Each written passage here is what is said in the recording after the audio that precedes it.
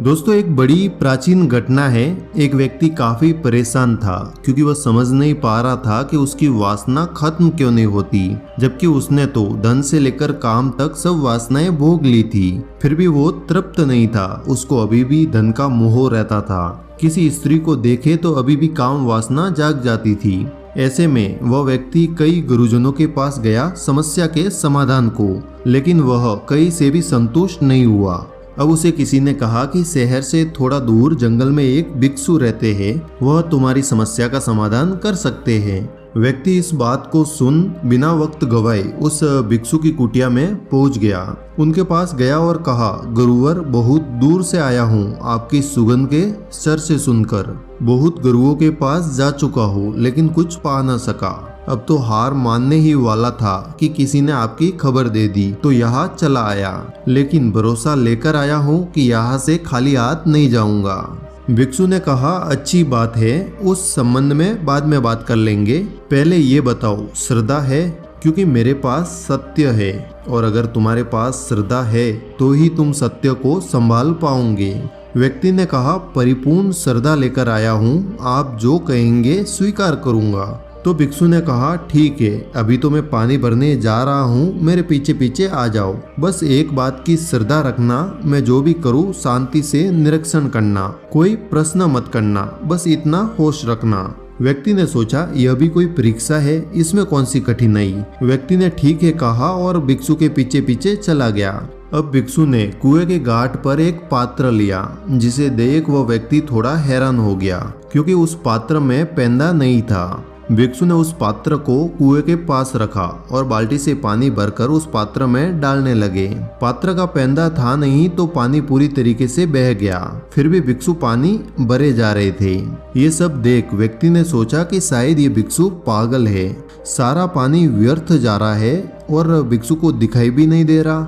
वही भिक्षु तो अभी भी कुएं से पानी निकालकर बिना पेंदे वाले पात्र में डाल रहे थे। ऐसे में वो व्यक्ति भूल गया कि उसे चुप रहना था। वो बोला, रुकिए, यह पात्र तो पूरी जिंदगी नहीं भरेगा, हम भरते भरते मर भी जाएंगे तो भी नहीं भरेगा, क्योंकि इसमें पेंदा तो है ही नहीं। व्यक्ति की बात सुन भिक्षु ने कहा, बस खत्म हुआ हमारा संबंध। कहा था श्रद्धा रखना, चुप रहना, और रही बात पेंदे की तो मुझे पेंदे से क्या लेना देना, मुझे तो पात्र बनना है। मैं तो उसके सतह पर ध्यान दे रहा हूँ कि कब ऊपर तक पानी आ जाएगा। व्यक्ति ने भिक्षु की बात सुन कहा, इतनी सी बात तो कोई भी समझ ले, या तो आप पागल है या फिर मैंने अपनी बुद्धि गवा दी है। भिक्षु ने कहा, जाओ यहाँ से, दोबारा मत आना, क्योंकि असफल हो गए हो तुम। चुप न रह सके, अभी तो बहुत इम्तिहान बाकी थे। वह व्यक्ति घर लौट गया लेकिन बड़ा परेशान हुआ। रात भर सो न सका क्योंकि उसने सोचा कि इतनी सी बात तो किसी मूर्ख व्यक्ति को भी समझ आ जाए। जरूर उस भिक्षु का कोई दूसरा प्रयोजन रहा होगा, कोई परीक्षा थी। मुझे चुप खड़ा रहना था, मैं चूक गया। बड़ी मुश्किल से गुरु मिले थे लेकिन चूक गया। मेरा क्या बिगड़ने वाला था अगर पानी ना भरता तो। पात्र भी उनका था और मेहनत भी उनकी ही व्यर्थ जा रही थी। मैं तो चुपचाप खड़ा रहता, आखिर कितनी देर ये चलता। मैंने जल्दबाजी की, शायद इसीलिए मैं चूक गया।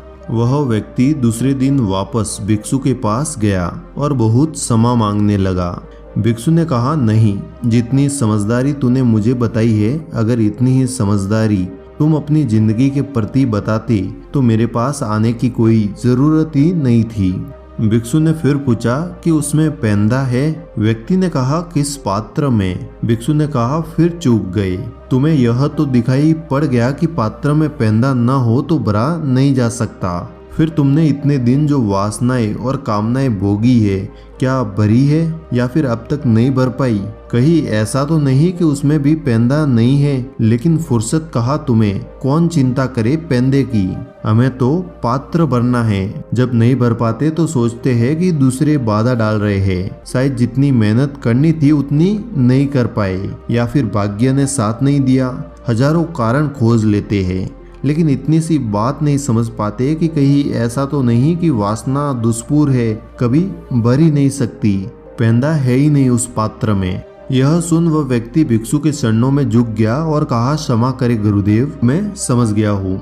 कि चाहे सिकंदर हो जिसके पास बड़े महल है, बड़ा साम्राज्य है, धन वैभव है, बड़ी शक्ति संपदा है, लेकिन पात्र उसका भी बिना पेंदे का है और एक गरीब का पात्र भी बिना पेंदे का ही है। बस दूर से देखने पर सिकंदर का पात्र हीरे जवाहरात से जड़ा दिखेगा, लेकिन एक गरीब और उसके पात्र का स्वभाव एक ही है।